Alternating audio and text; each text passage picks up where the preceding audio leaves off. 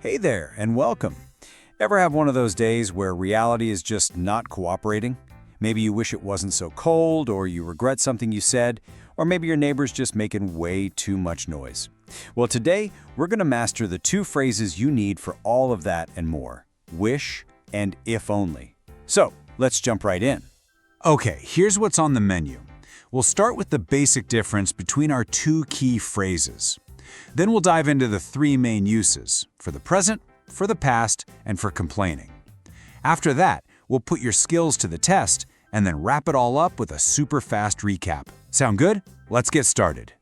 All right, first things first. We've got our two main tools for today: wish and if only. So what's the actual difference between them? Well, at their core, they do the same job. They're both for talking about a reality you want to change. But here's the key.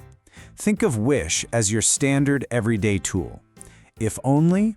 Well, if only turns the emotion up to 11. It's way more dramatic, more emotional. It really packs a punch. It's the difference between just thinking something and letting out a big, heavy sigh. Now that we've got that sorted, let's put these phrases to work. Our first big use is for talking about right now, the present moment. How do we wish that things were different today? The formula is actually pretty straightforward. You take I wish or if only, and then, and this is the important part, you add a verb in the simple past. And I know what you're thinking. Wait a second. A past tense verb to talk about the present? It sounds a little strange, I know. But this is the absolute secret to understanding how this all works. Here's the magic trick. Using the past tense is a way to create distance from reality. It's a signal. It tells the listener, hey, what I'm about to say isn't real, it's imaginary, it's hypothetical. You're literally building a little dream world with your grammar. Let's look at how this plays out. So, reality? I don't have a car.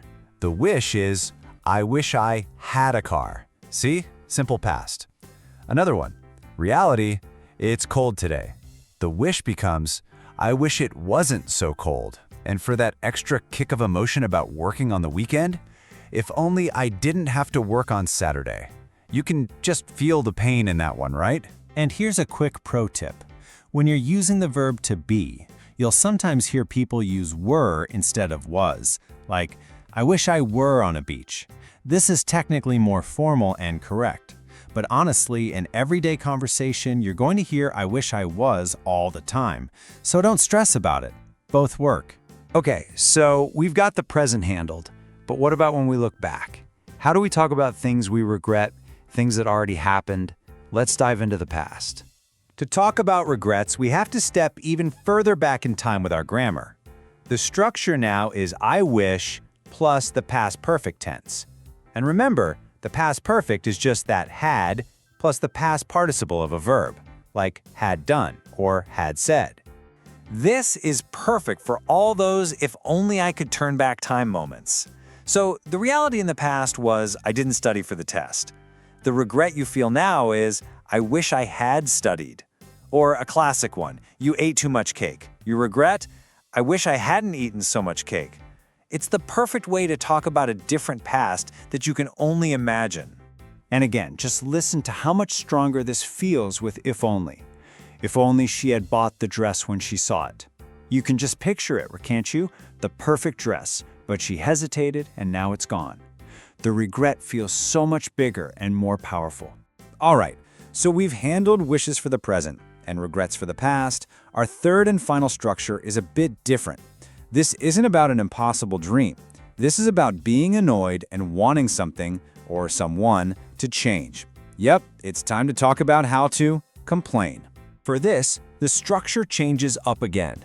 You use I wish, then you name the person or the thing that's bugging you, and then you use the magic word would, followed by the simple verb. This is your go-to tool for expressing frustration. So let's see it in action. Let's say someone's being really loud. You can say, I wish you would be quiet. It's not really a wish. It's more of a request, even a soft command. Or you're just sick of the bad weather. I wish it would stop raining. And when you're at your breaking point with that constantly ringing phone, if only that phone would stop ringing. It just perfectly captures that feeling of being completely fed up. Now here's a really important rule to keep in mind. We don't use this structure to complain about ourselves. You wouldn't say, I wish I would study more. It just sounds strange. This is all about your frustration with an outside person or situation that you want to change. Okay, theory time is over. You have seen the three main structures. Now it's your turn. Let's practice a little and see what you've learned. Let's try a few together. First one, a present wish. The reality is, I am not rich. So, I wish I rich. What do you think? The answer is were. I wish I were rich. Okay, next, a past regret. I didn't see the movie. So, I wish I the movie. The answer is had seen. Perfect. And last one, a complaint.